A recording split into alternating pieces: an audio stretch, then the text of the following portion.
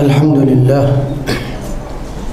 الحمد لله الذي أرسل رسوله بالهدى ودين الحق ليظهره على الدين كله وكفى بالله شهيدا أشهد أن لا إله إلا الله وحده لا شريك له وأشهد أن محمدا عبده ورسوله لا نبي ولا رسول بعده اللهم صل وسلم على سيدنا ومولانا محمد وعلى آله وأصحابه والتابعين وتابع التابعين ومن تبع سنته وجماعته من يوم الأولين إلى يوم النهضة والدين أما بعد فيا عباد الله أوصيكم بتقوى الله فقد فاز المتقون وقال الله تعالى في كتابه العزيز يا أيها الذين آمنوا اتقوا الله حق تقاته ولا تموتن إلا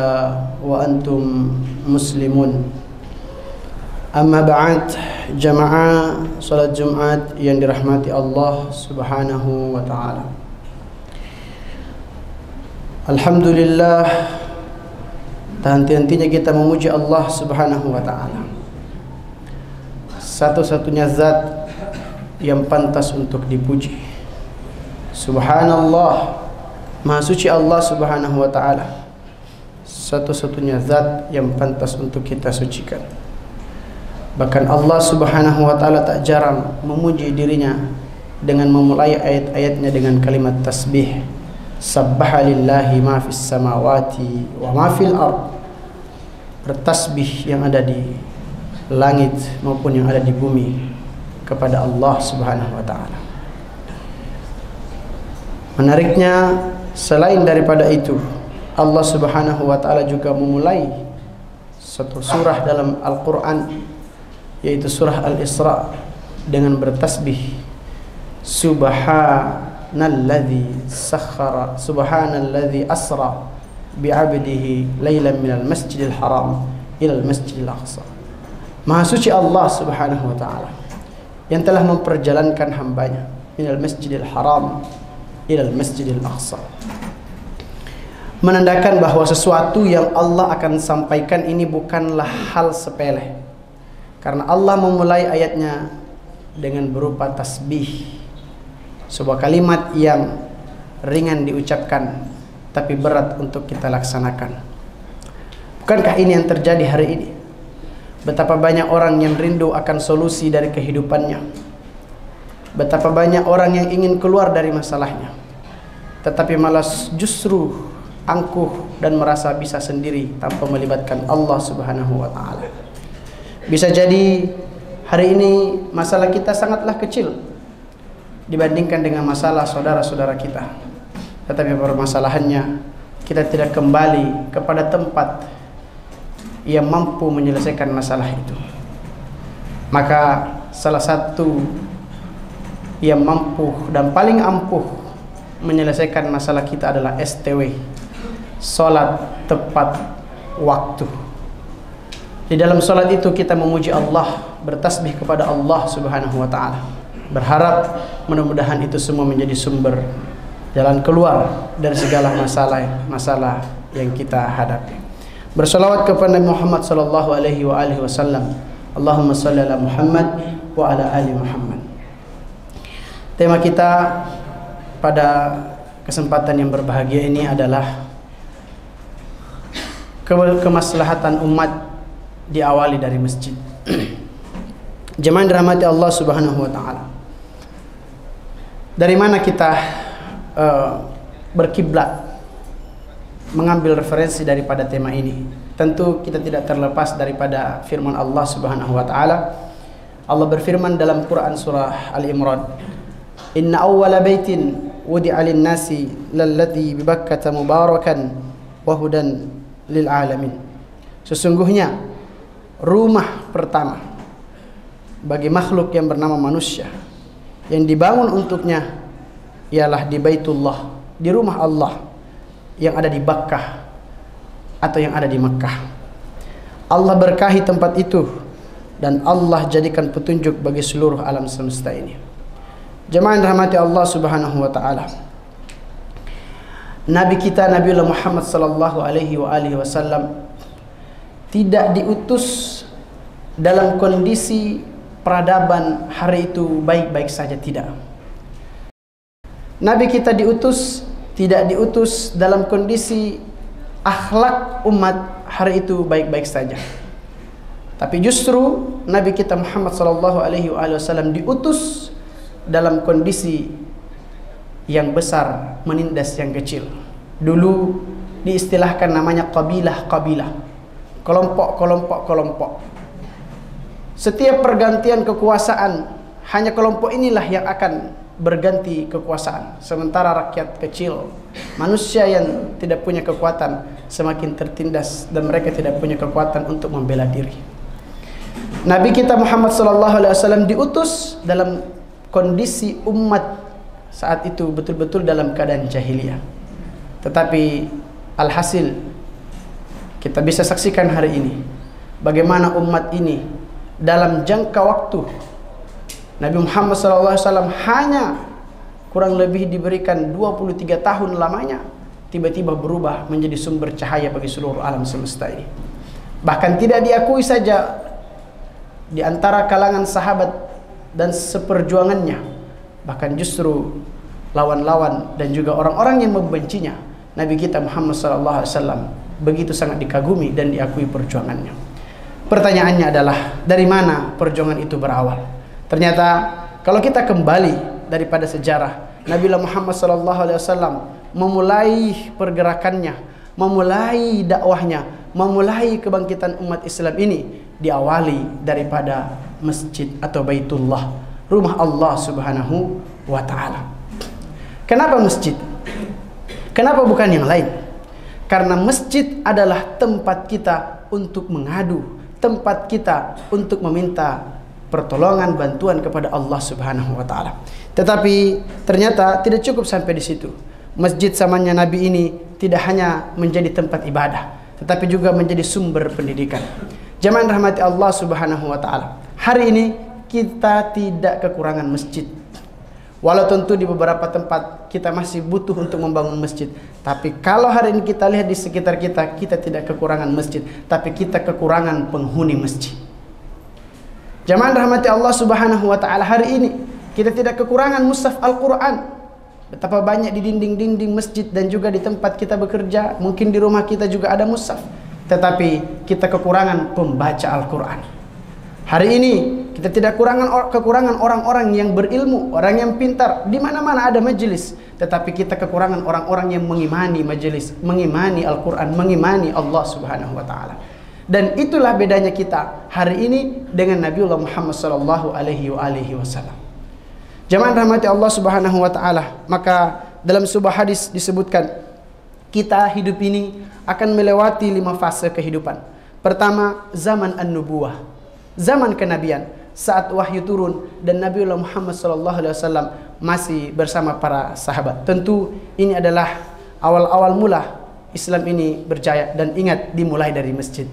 Yang kedua, zaman al-khalifah ala minhaj an-nubuwah, zaman kekhalifaan, ada Abu Bakar, ada Umar bin Khattab dan seterusnya, yang mana mereka hidup di atas manhaj an-nubuwah. Yang ketiga, kita akan melewati fase yang namanya zaman al-malikun a'dhan, yang mana khalifah di sini melewati 3 fase, yaitu zaman Abbasiyah, zaman Bani Umayyah, dan zaman Utsmaniyah. Jamaah rahmati Allah Subhanahu wa Ta'ala, berikutnya setelah kita melewati 3 fase ini, fase keempat adalah zaman al-malikun jabariyah atau jabariyun, yang mana umat Islam semakin banyak pergerakan, semakin banyak orang-orang yang mengaku berislam, tetapi sama sekali tidak punya kekuatan. Inilah zaman kita hari ini, zaman yang mana kita lihat, Masya Allah, di mana-mana orang mengaku berislam, di mana-mana syiar-syiar Islam itu nampak betul. Tetapi kenapa umat Islam tidak menjadi sumber kebahagiaan, bahkan tidak punya kekuatan, umatnya kemudian tertinggal? Jamaah rahmati Allah Subhanahu wa Ta'ala, ternyata jauh-jauh hari daripada itu, seorang orang yang sebelumnya adalah pembesar Yahudi masuk ke dalam Islam, meneliti kenapa umat Islam ini sangatlah kuat zamannya para sahabat, zamannya Rasulullah sallallahu alaihi wasallam. Beliau adalah Ka'ab bin Al-Ahbar. Ka'ab bin Al-Ahbar merupakan tokoh dari kalangan Yahudi. Mereka meneliti pada zamannya Umar bin Khattab, lalu mengatakan, kita memang punya prajurit, kita memang punya ekonomi, kita memang punya segala kekuatan itu, tetapi umat Islam punya 3 kekuatan yang tidak dimiliki oleh umat-umat yang lain. Dan kapan 3 kekuatan ini dikembalikan oleh umat Islam, maka Islam akan menjadi peradaban yang insya Allah menyampaikan rahmatan lil alamin bagi seluruh umat Islam. Apa yang pertama? Hisnul Islam salas. Benteng umat Islam itu ada 3. Yang pertama kata beliau, al-masjidu hisnun. Masjid adalah benteng umat Islam. Kalau mau melihat umat Islam ini jauh dari kebahagiaan, hidupnya penuh dengan kesengsaraan, walau dia mengaku berislam, maka buat umat Islam itu jauh-jauh dari masjid. Ciptakan tempat-tempat yang mereka senangi selain daripada masjid. Maka salah satu alamat daripada orang-orang munafik itu adalah wala yadhkurunallaha illa qalila. Tidak menyebut nama Allah Subhanahu wa taala kecuali hanya sedikit saja. Hanya sebutuhnya saja, hanya sekedarnya saja. Itulah sifat-sifat orang munafik. Dan kemudian dia tidak mendirikan salat illa qaumu kusala, kecuali berdiri dalam keadaan malas-malasan. Maka jangan pernah berharap walaupun jumlah kita ini banyak dan mayoritas tidak akan menghadirkan keberkahan, karena yang Allah janjikan diturunkan keberkahan itu adalah walau anna ahlal qura amanu wattaqau lafatahna alaihim barakatin minas sama'. Allah tidak berjanji menurunkan keberkahan kepada umat Islam, tidak. Allah berjanji memberikan keberkahan kepada umat Islam yang beriman, yang betul-betul senantiasa menjaga imannya itu. Nah, iman ini tidak bisa kita katakan saya beriman. Iman ini akan bisa kita buktikan saat Allah memanggil kita, lalu kita merendahkan diri menghadap Allah Subhanahu wa taala. Maka masjid adalah tempat kita merendah serendah-rendahnya di hadapan Allah Subhanahu wa taala. Bahkan dalam ayat disebutkan, orang yang tidak ingin merendah, bahkan sombong, tidak ingin memenuhi panggilan Allah di dunia ini, maka siap-siaplah direndahkan di akhirat. Maka banyak-banyaklah merendah di dunia agar engkau tidak direndahkan di akhirat. Banyak-banyaklah menghinakan diri di hadapan Tuhanmu di dunia ini. Kembali ke masjid wahai umat Islam, maka engkau tidak akan dihinakan di yaumil qiyamah. Jamaah dirahmati Allah Subhanahu wa taala. Apa yang terjadi? Hari ini gedung-gedung masjid kita mewah, luar biasa. Tetapi kita sibuk bagaimana agar umat Islam itu kembali kepada masjid. Satu saja kuncinya. Kita harus kembalikan pada kaidah utama bahwa al-adabu qabla al-ilm. Adab lebih utama, harus didahulukan daripada ilmu. Dan kita bangsa Indonesia diajarkan itu oleh budaya kita. Kita diajarkan bagaimana menjaga akhlak kita. Kita diajarkan bagaimana kita berbudaya, berperadaban. Bahkan dalam Pancasila kita disebutkan kemanusiaan yang adil dan beradab. Bagaimana kita mampu untuk menjadi teladan bagi umat-umat yang lain kalau kita tidak kembali kepada hittah kita. Jamaah rahmati Allah Subhanahu wa taala, kaidah yang kedua, kalau ingin umat Islam ini kembali kepada masjid, al-imanu qabla al-Qur'an. Hari ini ratusan, ribuan rumah Quran, penghafal Quran kita bisa saksikan di mana-mana. Tetapi pertanyaannya adalah, apakah mereka semua mengimani Al-Quran? Kalau sudah mengimani Al-Quran, apakah mereka sudah memahami dan mengamalkan Al-Quran? Ternyata ini menjadi permasalahan kita. Kenapa kita tidak kembali ke masjid? Karena dulu Al-Quran menjadi sumber pedoman hidup, tetapi hari ini Al-Quran hanya menjadi bacaan berpahala.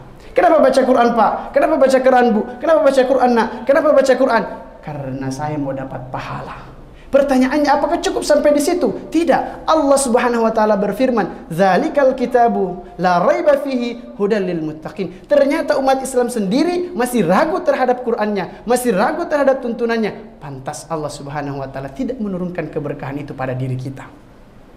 Jamaah rahmati Allah Subhanahu wa taala, yang kedua, benteng umat Islam setelah masjid adalah Al-Qur'an. Wal Qur'anu hisnun.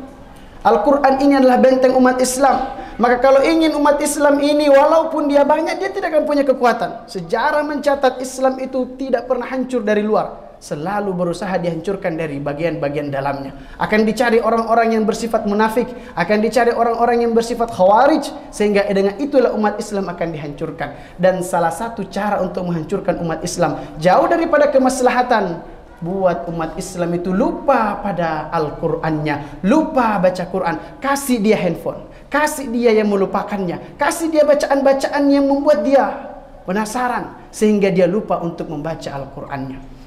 Jamaah rahmati Allah Subhanahu wa taala, kita umat Islam terbesar. Bahkan kita ini salah satu negara yang mendatangi kota suci Mekah dengan jumlah terbanyak.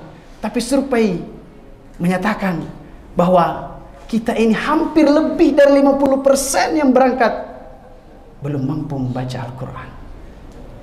La haula wala quwata illa billah. Nurun ala nur, cahaya di atas cahaya. Cahaya apa yang bisa kita harapkan kalau kita tidak kembali kepada Al-Quran? Dan justru itulah yang menjadi sumber kekuatan kita. Jamaah rahmati Allah Subhanahu wa taala. Maka mari kita kembali mengajak keluarga, mengajak anak kita, mengajak seluruh orang-orang terdekat kita untuk kembali membaca dan mempelajari Al-Quran. Jangan-jangan kita hari ini belum membaca Al-Quran, sementara kita santai-santai saja, merasa tidak bersalah. Perhatikan, azab Allah, kata Imam Hasan Al-Basri, tidak selamanya berupa kehilangan harta, tidak selamanya berupa kehilangan jabatan, tidak selamanya berupa sakit. Satu ketika ada yang mengadu kepada Imam Hasan Al-Basri, "Imam, kamu ini berbicara tentang azab, tentang siksaan, tentang begini dan begitu. Saya sampai hari ini tidak pernah sholat, bahkan banyak kemaksiatan-kemaksiatan yang saya lakukan. Saya tidak pernah diazab." Kata Imam Hasan Al-Basri, sejenak dia terdiam lalu dia mengatakan, "Ketahuilah wahai fulan, azab Allah yang paling pedih bukan kau diberi sakit dan kehilangan yang kau miliki, tetapi engkau diberikan kenikmatan untuk menikmati maksiat yang kau jalani." Jangan-jangan kita merasa tenang, merasa hebat kalau habis sholat kita tidak berzikir kepada Allah. Jangan-jangan kita merasa tenang, merasa hebat kalau hari ini kita tidak belajar Al-Quran, tidak membaca Al-Quran. Jangan-jangan kita merasa paling hebat, paling tangguh kalau hari ini kita belum melihat masjid. Maka biasakan anak-anak kita untuk kembali ke masjid dan berikan kepadanya pelajaran-pelajaran daripada Al-Quran. Jamaah rahmati Allah Subhanahu wa taala. Yang ketiga, hisnul Islam yang ketiga adalah wa dzikrullahi hisnun. Berzikir kepada Allah Subhanahu wa taala adalah benteng umat Islam. La haula wala quwata illa billah. Hari ini yang terjadi, jamaah rahmati Allah Subhanahu wa taala. Betapa dulu kita dibiasakan di rumah-rumah, ya, belumlah ada listrik yang memadai, tapi rumah-rumah itu kita dengarkan sayup-sayup zikir di setelah solat-solat itu ditunaikan. Hari ini kita mau zikir bareng disalahkan. Kadang-kadang kita mau berzikir juga dikatakan tidak boleh. La haula wala quwata illa billah. Maka anak muda hari ini jangan heran kalau dia ternyata belum hafal zikir-zikir solatnya, belum hafal doa-doanya. Bahkan yang lebih parah, kadang-kadang banyak di antara kita belum hafal bagaimana cara mendoakan kedua orang tuanya. La haula wala quwata illa billah. Apa yang bisa kita andalkan jamaah rahmati Allah Subhanahu wa taala? Apakah kita bangga dengan anak muda yang kita belajar yang tinggi, yang hebat? Tidak. Justru ilmu yang tidak didasari dengan zikrullah akan menghancurkan peradaban dunia ini. Kita lihat, apakah yang menghancurkan negara kita ini ada orang-orang yang bodoh? Bukan. Mereka adalah orang-orang yang pintar, yang memiliki ilmu, tetapi tergelincir dengan keilmuannya. Kata Allah Subhanahu wa taala, ada orang yattakhiduna ilmahu ilaha, sampai-sampai dia saking pintarnya dia merasa, oh ini harus sesuai dengan ilmu. Ilmu apa yang akan mendatangkan kemaslahatan kalau mengkhianati dan menzalimi umat Islam? Tidak ada. Maka kembalilah kepada zikrullah. Awali benteng umat Islam ini daripada mengingat Allah Subhanahu wa taala. Maka jamaah rahmati Allah Subhanahu wa taala, fadhkuruni adzkurkum washkuruli wala takfurun. Ayo, mari sama-sama kita kembali mengingat Allah Subhanahu wa taala, kembali ke masjid, kembali untuk baca Al-Quran, kembali untuk mengumandangkan kembali zikir-zikir kita. Minimal kita tunaikan zikir-zikir kita ba'da sholat. Bukankah kita ingin Ya Allah, mudahkanlah urusanku. Bukankah kita ingin, ya Allah, berikanlah keberkahan pada hartaku. Minta kepada Allah Subhanahu wa taala. Allah berjanji padamu wahai pemuda, Allah berjanji padamu wahai para pemimpin rumah tangga, para ayah, kalau engkau datang kepadaku dalam keadaan berjalan, aku datang kepadamu dalam keadaan berlari-lari kecil. Kalau engkau datang kepadaku dalam keadaan berlari-lari kecil, maka aku datang kepadamu dalam keadaan berlari. Kalau engkau sebut namaku di suatu majelis, maka aku akan sebut namamu di tengah majelis-majelis yang lebih mulia daripada itu. Allahu Akbar. Allah menjanjikan kita beribu banyak kebaikan, tetapi kita merasa lebih hebat, merasa aman dengan segala prinsip kehidupan yang kita pegang. Na'udzubillah tsumma na'udzubillah. La in syakartum la azidannakum. Hati-hati. Kalau tidak pandai bersyukur, tunggu masanya. Allah akan tenggelamkan kita dengan caranya sendiri. Bukan sekarang, tetapi di waktu yang tepat Allah akan perlihatkan kekuasaannya. Barakallahu li wa lakum fil Qur'an azim wa nafa'ani wa iyyakum bima fihi minal ayati wa dzikril hakim wa taqabbalallahu minni wa minkum tilawatahu innahu huwal ghafurur rahim.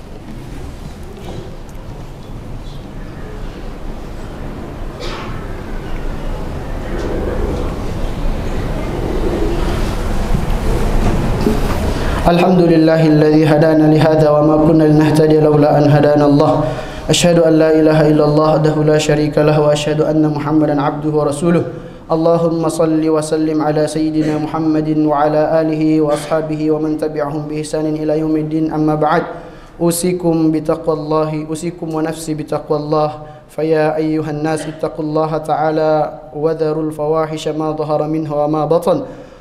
وحافظوا على الطاعة وحضور الجمعة والجماعة واعلموا أن الله أمركم بأمر بدأ فيه بنفسه وثن بملائكته وقدسه فقال تعالى ولم يزل قائلا عالما إن الله وملائكته يصلون على النبي يا أيها الذين آمنوا صلوا عليه وسلموا تسليما يا أيها الذين آمنوا اتقوا الله وقولوا قولا سديدا يصلح لكم أعمالكم ويغفر لكم ذنوبكم ومن يطع الله ورسوله فقد فاز فوزا عظيما اللهم صل على سيدنا محمد وعلى آل سيدنا محمد كما صليت على سيدنا إبراهيم وعلى آل سيدنا إبراهيم وبارك على سيدنا محمد وعلى آل سيدنا محمد كما باركت على سيدنا إبراهيم وعلى آل سيدنا إبراهيم في العالمين إنك حميد مجيد اللهم اغفر للمسلمين والمسلمات والمؤمنين والمؤمنات الأحياء منهم والأموات اللهم إنا نعوذ بك من البرص والجنب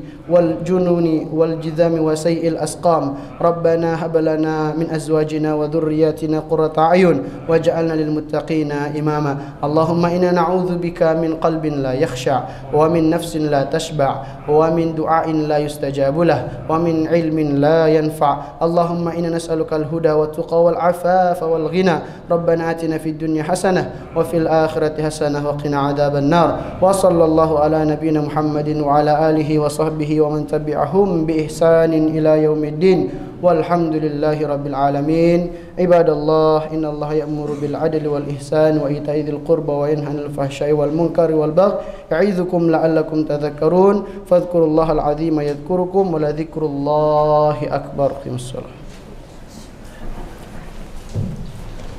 الله أكبر